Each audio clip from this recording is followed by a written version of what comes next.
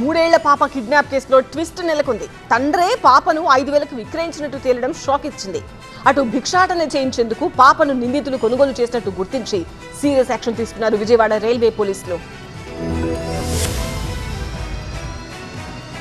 విజయవాడలో 3 ఏళ్ల పాప కిడ్నాప్ కథ సుఖాంతమైంది. వందల సీసీ కెమెరాలు, వాహనాల తనిఖీలు చేసి పాప ఆచూకీ కనుగొన్నారు. విజయవాడ పోలీసులు, జీఆర్పీ, ఆర్పీఎఫ్ సిబ్బంది పాప కోసం స్పెషల్ ఆపరేషన్ నిర్వహించి గంటల వ్యవధిలోనే కేసును ఛేదించారు.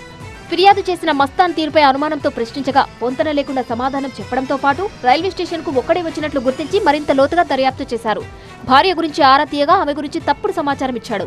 ఈ క్రమంలోని సీసీ ఫుటేజ్ ఆధారంగా వివిధ కోణాల్లో ఎంక్వైరీ చేయడంతో కేసు కొలిక్కి వచ్చింది. రాత్రి 11:30 సమయంలో తండ్రి లేనప్పుడు ఓ మహిళ, మరో పురుషుడు కలిసి పాపను తీసుకెళ్లినట్లు సీసీ ఫుటేజ్ లభ్యమైంది.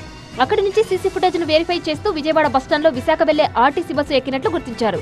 ఆ బస్సు డ్రైవర్ తో మాట్లాడి పాపను రెస్క్యూ చేసేందుకు చర్యలు చేపట్టారు. ఆపై రాజమండ్రి జీఆర్పీ సిబ్బందిని కూడా అలర్ట్ చేసి రాజమండ్రి సమీపంలోని కాతీరు అండర్ పాస్ దగ్గర ఆర్టీసీ బస్సును నిలిపివేసి పాపను రెస్క్యూ చేసినట్లు జీఆర్పీ సీఐ జేవీ రమణ తెలిపారు. పాపను తల్లికి అప్పగించి నిందితులను జైలుకు తరలించినట్లు విజయవాడ జీఆర్పీ సీఐ రమణ వెల్లడించారు.